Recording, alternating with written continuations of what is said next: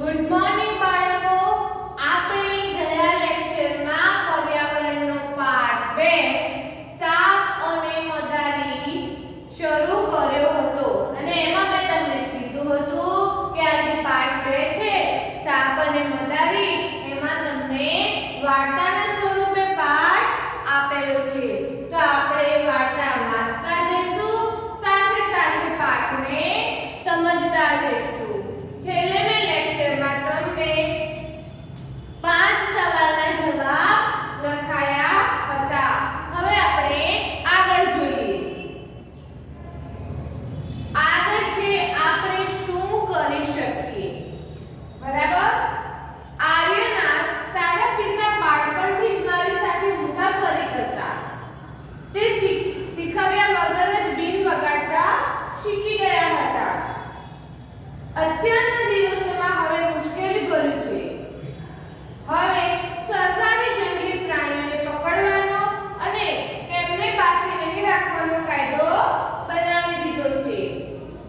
તો આ જે વાર્તા છે એ વાર્તામાં એમ કે છે કે આર્યનાથના જે પિતા હતા એ નાનપણથી જ તેમના દાદા સાથે રહેલા, જેથી કરીને તેઓ એટલે કે આર્યનાથના જે પિતા હતા એ શીખવાડ્યા વગર જ બીન વગાડતા શીખી ગયા હતા.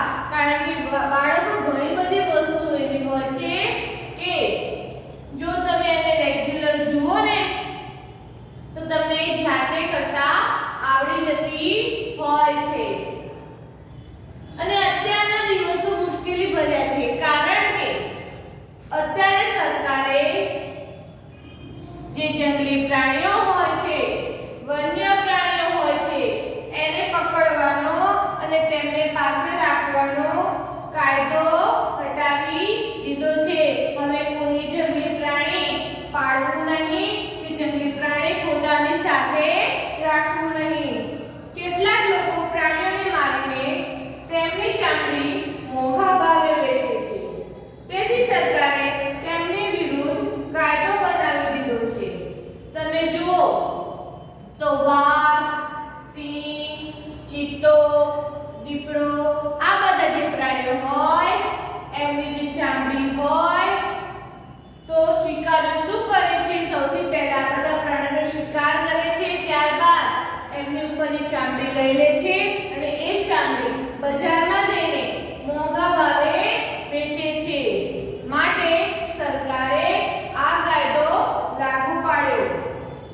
કારણ કે જે હાથીના દાંત હોય છે એના માટે પણ લોકો હાથીનો શિકાર કરતા હોય છે, ત્યારબાદ એ દાંતને તેઓ બજારમાં મોંઘા ભાવે વેચે છે, જેથી કરીને તેમને પૈસા મળે છે. તો ગવર્નમેન્ટે સરકારે કાયદો એટલા માટે લાગુ પાડ્યો કે લોકો વન્ય જીવોનો, જંગલી પ્રાણીઓનો શિકાર ના કરે, એમને મારી ન નાખે. હવે આ કાયદાને લીધે અમે કેવી રીતે ગુજરાન ચલાવીએ? લોકો કહે છે અમે સાપને ખરાબ પરિસ્થિતિમાં રાખીએ છીએ, પરંતુ અમે લોકોએ ક્યારેય સાપને માર્યા નથી અને તેમની ચામડી વેચી નથી. લોકો એવી વાતો કરે છે કે આ જે મદારીઓ હોય છે એ સાપને મારી નાખે છે. બરાબર? જે હોય છે કે સાપના દાંતમાંથી ઝેર કાઢી લેતા હોય છે તો એ લોકો સાપને મારી નાખે છે. પરંતુ આ લોકોનું કહેવું એમ છે કે અમે અત્યાર સુધી કદી સાપને મારી નાખ્યા નથી કે એમની ચામડી પણ કાઢી નાખી નથી.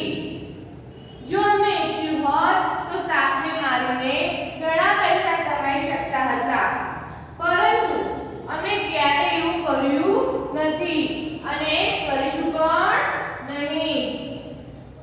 તો અહીંયા જે પાત્ર છે જેનું નામ આર્યનાથ છે એ એમ કહે છે કે જો અમે એવું કર્યું હોત તો અમે ઘણા બધા સાપ મારી નાખ્યા હોત અને અમારી પાસે ઘણા પૈસા પણ હોત, પણ અમે એવું કદીએ કર્યું નથી અને અમે એવું કદી કરવાના પણ નથી. શું કે સાપને મારી નાખીને એની ઉપરની જે ખાલ હોય, સાપની ચામડી હોય એ વેચીને. બરાબર. સાપ અમારો ખજાનો છે જે અમે એક પેઢીથી બીજી પેઢીને આપીએ છીએ. જે મદારીઓ હોય એના માટે જે સાપ હોય એ ખજાના જેવું હોય જે એક પેઢી બીજી પેઢીને આપે છે. એક પેઢી બીજી પેઢીને આપે એટલે કે તમારા દાદાએ તમારા પપ્પાને આપ્યું હોય, ત્યારબાદ તમારા પપ્પાએ તમને આપ્યું હોય, તો આને શું કહેવાય? એક પેઢીથી બીજી પેઢી આપ્યું કહેવાય. અમે અમારી દીકરીઓના લગ્નમાં પણ સાપ ભેટમાં આપીએ છીએ. આપણે જોઈએ છીએ કે કોઈ લગ્ન પ્રસંગ હોય તો ત્યાં ઘણીવાર ગિફ્ટો આપણે આપતા હોઈએ છીએ. તો જ્યારે પણ મદારીઓના ત્યાં લગ્ન હોય તો દીકરીના લગ્ન હોય તો આ લોકો ત્યાં આગળ સાપ પણ ભેટ તરીકે આપતા હોય છે. ગિફ્ટમાં સાપ આપતા હોય છે. અમારા કારબેલિયા નૃત્યમાં પણ સાપના જેવું જ હલનચલન હોય છે. આ લોકો જે ડાન્સ કરે છે, જે નૃત્ય કરે છે, શું કહે છે? કારબેલિયા. એ જે નૃત્ય કરે છે એમાં પણ સાપના જેવું હલનચલન જ હોય. સાપ જેવું હલે છે એ રીતનું જ એ લોકોનું નૃત્ય હોય છે. આર્યનાથ, તારે તારા માટે અલગ જ જીવન બનાવવાનું છે. તને તારા પિતા તરફથી બીન વગાડવાની ભેટ મળી છે. તું અને તારા પિતાએ બીન વગાડી લોકોનું મનોરંજન કરી શકો છો. હવે એમ કે છે કે આર્યનાથ તારે અલગ જીવન જીવવાનું છે. બરાબર. તમારે લોકોએ બીન વગાડીને લોકોનું મનોરંજન કરીને જીવન જીવવાનું. પરંતુ તમે તમારા વડીલો તરફથી મેળવેલું આ જ્ઞાન બરબાદ કરતા નહીં. તમારા સાપ વિશેના આ જ્ઞાનની ગામ કે શહેરમાં બાળકો સાથે આપ-લે કરો. શું કહે છે કે તમારી પાસે જે જ્ઞાન છે એ તને જે બીન વગાડતા આવડે છે તેને બરબાદ ના કરતા. જે તને વડીલો પાસેથી મળ્યું છે એને બરબાદ ના કરતા, વ્યર્થ ના જવા દેતા. પરંતુ આ જે જ્ઞાન છે, બરાબર, આ જે જ્ઞાન છે એ ગામ અને શહેર સુધી બાળકોમાં આ જ્ઞાનની આપ-લે કરવાની.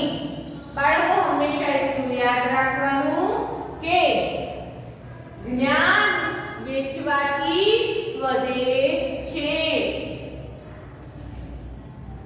તેમને કહો કે તેઓ સાપથી ડરે નહીં. તેઓને ઝેરી સાપ ઓળખવામાં મદદ કરો. જે રીતે મેં તમને કહ્યું હતું, દરેક પ્રકારના સાપ સરખા હોતા નથી. ઘણા સાપ ઝેરી હોય છે જ્યારે ઘણા સાપ ઝેરી નથી હોતા. તો અહીંયા એમને એમ કહે છે કે આર્યનાથ, તારે અને તારા પિતરાઈને બીન વગાડતા આવડે છે, તો આ જે કળા છે એ તમે બરબાદ કરતા નહીં, પરંતુ ગામથી ગામ, શહેરથી શહેર જઈને બાળકોને મનોરંજન કરાવજો. સાથે સાથે બાળકોને અને વ્યક્તિઓને જ્ઞાન આપજો કે કયું સાપ ઝેરી હોય અને કયો સાપ ઝેરી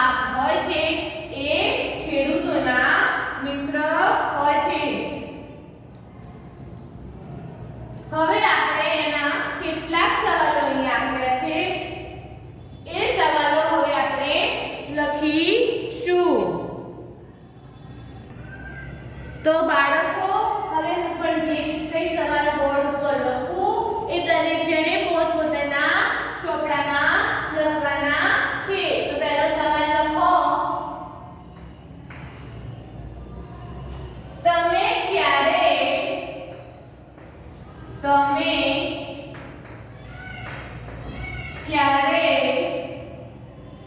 પ્રાણીઓને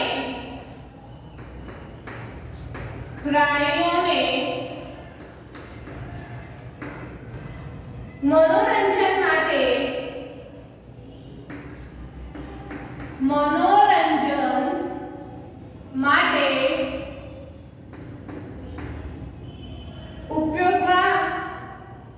ઉપયોગમાં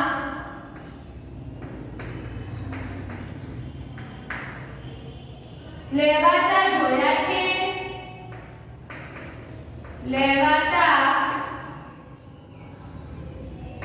જોયા છે. તો બાળકો, તમને આજે સવાલ આપ્યો છે. સવાલ તમને એ રીતના આપ્યો છે કે શું તમે ક્યારે પ્રાણીઓને મનોરંજન માટે ઉપયોગમાં લેવાતા જોયા છે? તો એવું પૂછે છે કે તમે ક્યારે પ્રાણીઓને મનોરંજન માટે, મનના આનંદ માટે કોઈ વાપરતું હોય, કોઈ ઉપયોગ કરતું હોય, તો એવું તમે ક્યારે ક્યાંય જોયું છે? તો દરેક જણ સૌથી પહેલા વિચારો કે તમે જોયું છે તો ક્યાં જોયું છે કે જે લોકો પ્રાણીઓને મનોરંજન માટે ઉપયોગમાં લે છે.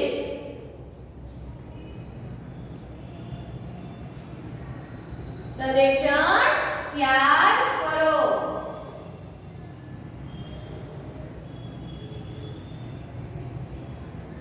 તો બાળકો, તમે દરેકે સર્કસ જોયું હશે. તો જે સર્કસ હોય છે એમાં શું શું હોય? તો કે હાથી હોય, વાઘ હોય, સિંહ હોય, બરાબર. ઘણી જગ્યાએ તો સર્કસમાં મસ્ત મજાના સફેદ કલરના પોપટો હોય, કલરફુલ પોપટો પણ હોય છે. તો આ સર્કસ છે એ જગ્યા એવી છે કે જ્યાં આગળ દરેકનું મનોરંજન થતું હોય છે અને સર્કસમાં મનોરંજન માટે પ્રાણીઓનો ઉપયોગ કરવામાં આવે છે. તો આના જવાબમાં લખીશું.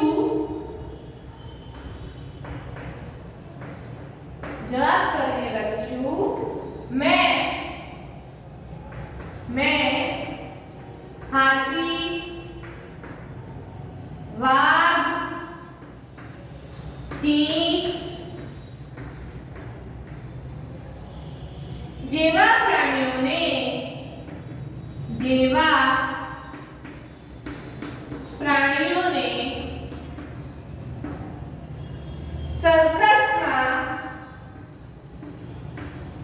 સર્કસમાં કામ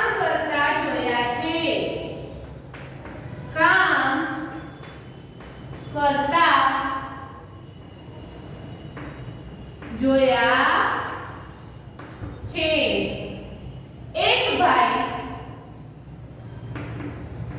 ભાઈ રસ્તા પર ખેલ કરાવતો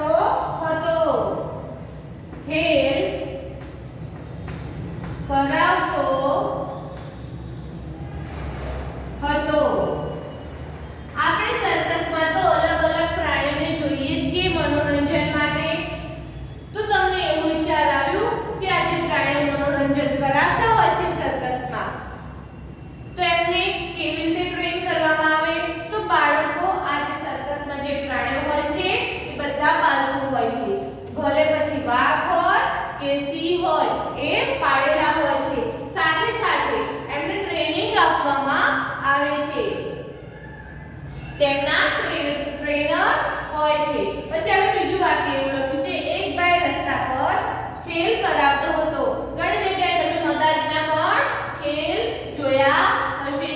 એક વાંદરો હોય, સાથે મદારી હોય અને મદારીના હાથમાં ડમરું હોય. તો એને પણ આપણે કહી શકીએ ને કે પ્રાણીઓ મનોરંજન માટે ઉપયોગ કર્યો છે મદારીએ, બરાબર. હવે આપણે બીજો સવાલ લખીશું.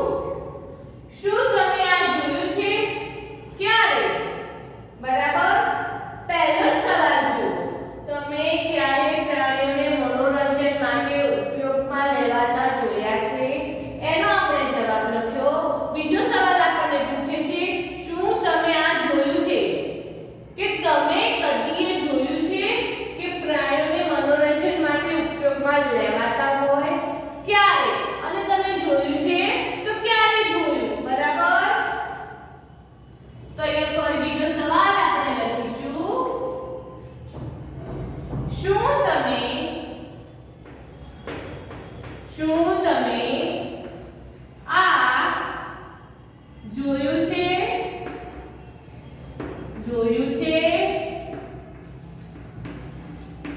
ક્યારે? બરાબર. તો દરેક જણ પહેલા યાદ કરો કે તમે પણ આવું કોઈ મનોરંજન કરાવતું પ્રાણી જોયું છે? તો ક્યારે જોયું છે? દરેક જણ વિચારો તો.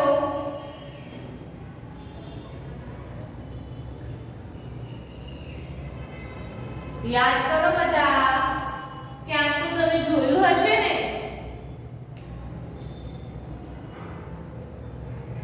જેવી રીતે મેં તમને હમણાં જ કીધું કે ઘણી જગ્યાએ તમને મદારીના ખેલ પણ જોવા મળે છે. એક વાંદરો, એક માકડું હોય, બરાબર, અને મદારીના હાથમાં ડમરું હોય છે નાનું. જે રીતે મદારી ડમરું વગાડીને પછી એ માકડાને જે કામ કરવાનું કહે છે એ કામ એ માકડું કરે છે, જેને જોઈને લોકો મનોરંજન મેળવે છે, લોકો આનંદ મેળવે છે. તો આપણે જવાબમાં લખીશું હું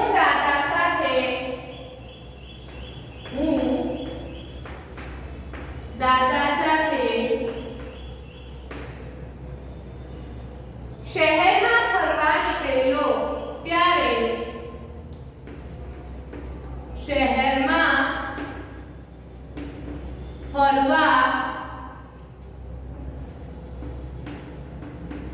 નીકળેલો ત્યારે એક માણસને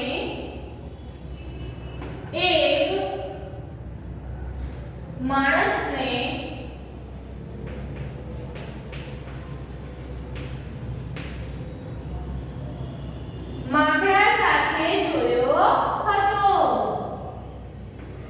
માકડા સાથે જોયો હતો. બરાબર.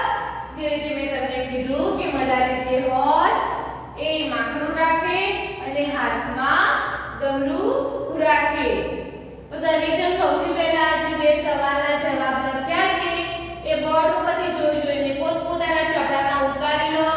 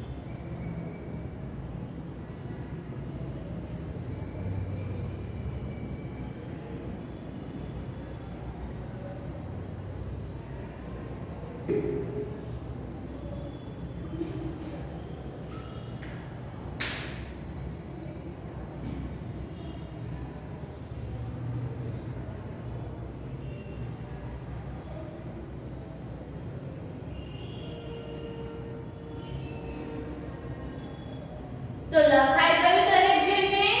ઉપરનો એક સવાલ ભૂસી નાખું છું.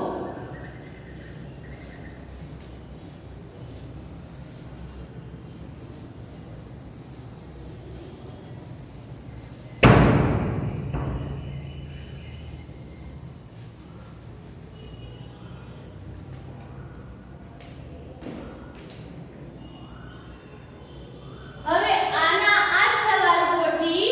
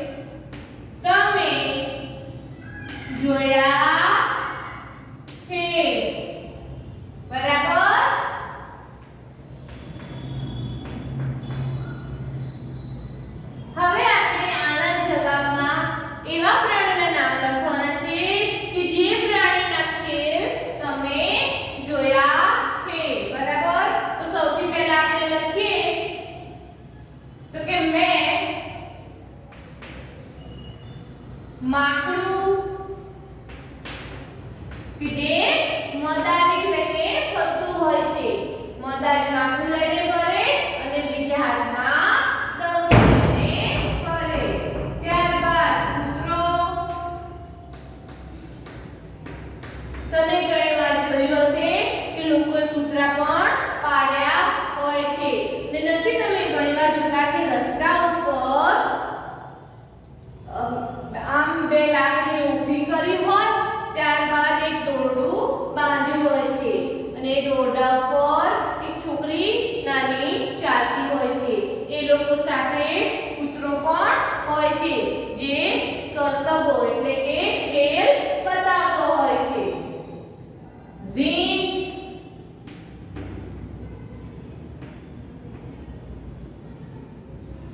વાઘ. દીપડો. આ રીંછ, વાઘ અને દીપડો હોય છે એ પ્રાણીઓ આપણે સર્કસમાં જોયા હોય છે કે જેઓ સર્કસમાં જુદા જુદા કરતબ બતાવતા હોય છે, જુદા જુદા ખેલ બતાવતા હોય છે અને આપણું મનોરંજન કરતા હોય છે વગેરેના ખેલ જોયા છે.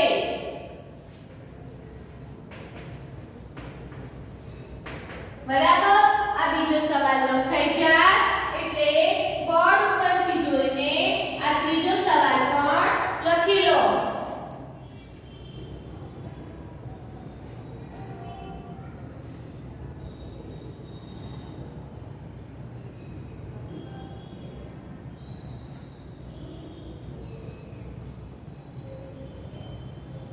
દરેક જણે હું બોર્ડ ઉપર જે લખાવું છું એ કમ્પલસરી લખવાનું જ છે.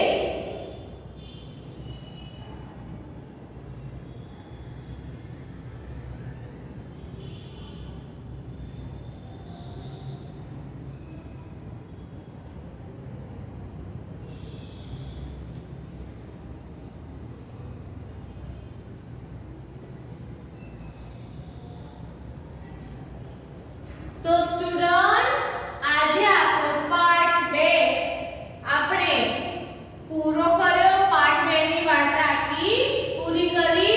ત્યારબાદ આપણે સવાલોના જવાબો ચાલુ કર્યા.